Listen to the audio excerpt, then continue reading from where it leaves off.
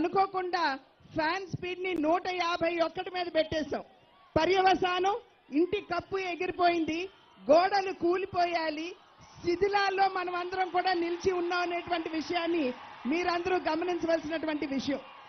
ఏ రంగానికి ఇవాళ న్యాయం జరగలేదు. ఈ సమాజంలో ఉన్నటువంటి ఎవరికి కూడా న్యాయం జరిగినటువంటి దాఖలాలు లేవు. ఒక్కసారి మనం వెనుదిరిగి చూసుకున్నట్లయితే అభివృద్ధికి మారుపేరైనటువంటి ఆంధ్ర రాష్ట్రం ఇవాళ తలలేని మొండంలా, రాజధాని లేనటువంటి రాష్ట్రంలా ఏ విధంగా ప్రజలు మన అవహేళన చేస్తున్నారో ఒక్కసారి మీరందరూ కూడా ఆలోచించవలసినటువంటి అవసరం ఉంది.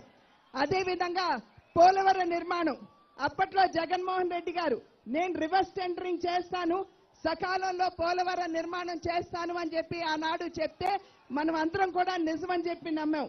కానీ వారు ఏదైతే రివర్స్ టెండరింగ్ అన్నారో అది పోలవరం నిర్మాణమే రివర్స్ గేర్ లో వెళ్తుందని చెప్పి మనం ఎవరూ కూడా ఆనాడు ఊహించినటువంటి పరిస్థితి.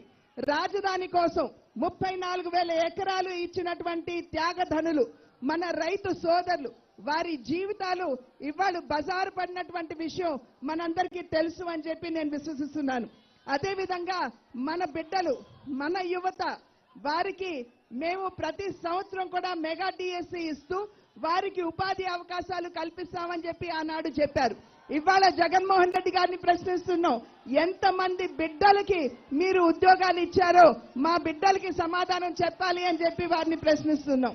అదేవిధంగా నాణ్యత లేనటువంటి మద్యం తాగించి ప్రజల జీవితాలతో ఆడుకుంటూ శవాల మీద పేలాలు ఏరుకునే విధంగా మా జేబులు నిండితే చాలు అని చెప్పి ఇవాళ ఏదైతే వైఖరి ఈ ప్రభుత్వం చూపిస్తుందో దానికి చర్మగీతం పాడించవలసినటువంటి బాధ్యత మనందరి మీద ఉన్నది అని చెప్పి మీరందరూ కూడా గమనించాలి.